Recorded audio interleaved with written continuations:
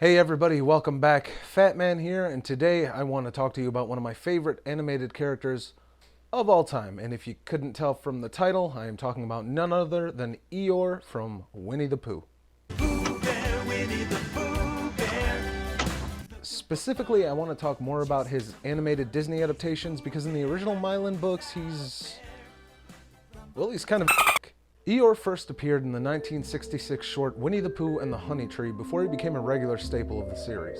Originally geared to be more pessimistic and gloomy, Eeyore would gradually flesh out and develop as a character, but, in my humble opinion, none more so as his debut in the 1988 animated series The New Adventures of Winnie the Pooh. This brings me to the main topic for today, so I want to talk about one episode of The New Adventures in specific, and that would be Season 1, Episode 2B, Donkey for a Day. People severely misunderestimate how much I actually love and enjoy the Winnie the Pooh franchise. I could literally do several videos on it, but in my opinion, there's not an episode that offers more of a perspective into my favorite character than this one. So without further ado, let's take a look. The episode opens with Eeyore sitting by himself on a hilltop during a rainstorm. We pan over to Piglet's house and find the entire gang seated inside, with Piglet declaring that they have to do something to cheer Eeyore up since he's always so sad. Ain't that right, buddy? We fade out with Piglet, Tigger and Roo, Pooh Bear, Rabbit, and Owl pledging to try their hardest to cheer the sad donkey up. This is admittedly a pretty cliche setup, but I love it because in order to tell the story they want to tell successfully, there's really no other way they could set this up. Of course, emo Eeyore is sitting by himself in the rain. He's probably up there listening to My Chemical Romance and lamenting the fact that he can't light up a cigarette when it's wet. Of course he's miserable, duh, it's Eeyore. This lets the viewer believe right off the bat that it's just Eeyore being Eeyore, and it gives us a pretty light setup into what's a much deeper story. So Winnie the Pooh is up first, inviting Eeyore over to eat some honey because honey makes Pooh happy, so naturally it's gonna make Eeyore happy. Eeyore's first line too, right here, hits me right in the soul. Thanks for inviting me over, Pooh Bear.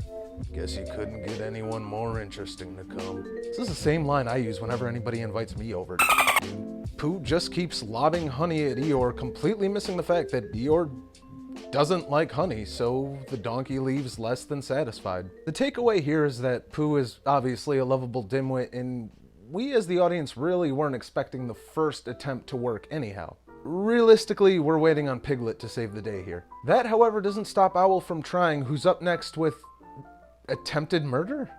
Yeah, I'm not even exaggerating here. Owl ties a bunch of balloons to Eeyore to teach him how to fly, then promptly pops every single one of them and watches his dear friend plummet to his death.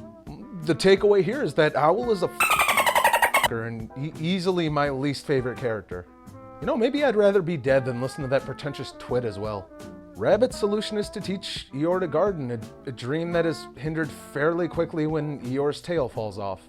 After promptly reaching down and shoving a nail into his dear friend's anus, Rabbit's attempt also fails.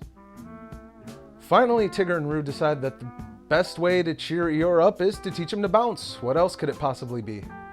Again, I want to highlight a fantastic Eeyore line here. I guess this must be make Eeyore miserable day. So, what kind of agony do you two have in store for me? After reaching terrifying heights, Tigger and Roo abandon Eeyore, planning to catch him with a mattress when he eventually returns to Earth's gravity. Unfortunately, they place that mattress over the edge of a cliff and Eeyore plummets to his death for the second time in this episode. And Jesus Christ, this is literally attempted murder number 2. No wonder this guy's always upset. At this point of the episode, we've seen almost all of the residents of the 100 Acre Wood try to cheer Eeyore up without success, even though it was well-intentioned. The paradox here is that every attempt that we as the viewer have viewed as a failure, Piglet has viewed as an absolute success, and he readily becomes discouraged that he himself hasn't been able to come up with an idea as good as any of his other friends have. We pan over to Eeyore sitting alone on the same hilltop from the opening, as Piglet tentatively approaches and begins to apologize to Eeyore for not being able to come up with an idea to cheer him up.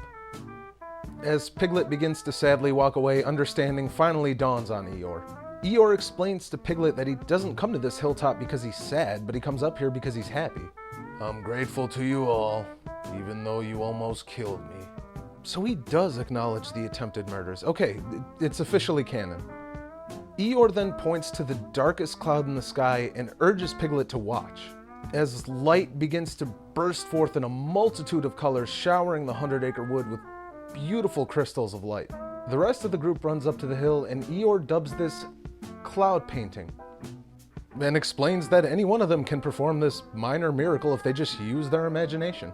Elated, the group looks up at the sky, completely awestruck, as Piglet thanks Eeyore for sharing this wonderful gift with all of them, as it's made them all so happy. The episode pans out as Eeyore looks down at Piglet and smiles, and says, "Just returning the favor, Piglet. Just returning the favor." And oh my god, my heart, holy crap.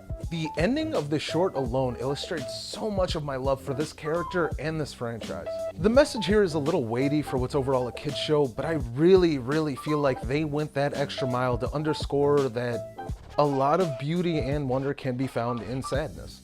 More than that, though, it expresses that there's more to being sad than making the assumption that people just need to be cheered up, or that they just need somebody, even if they are their friends, constantly doing things for them.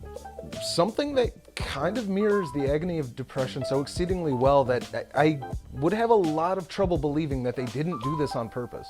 On top of even all that, there's a little bit more to this episode. Not once, at any point except for the ending with Piglet, do we see anybody just pause and talk to Eeyore. They all immediately just jumped into cheer him up mode, and while well-intentioned, if they had just listened to Eeyore at some point, they would have realized that he was just sitting on that hilltop doing something he enjoyed. And finally, I want to touch on one more point here.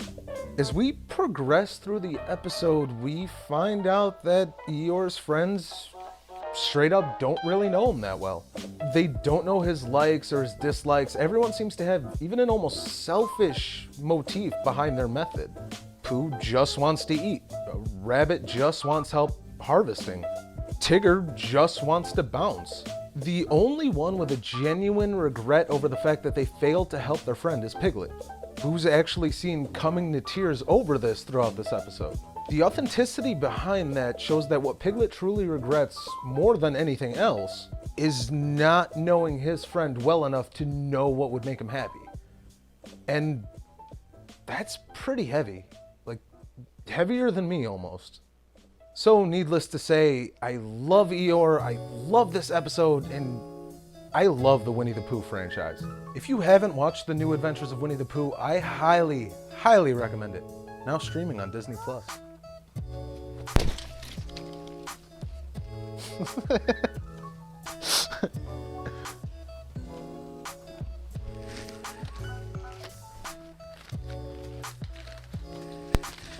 Man.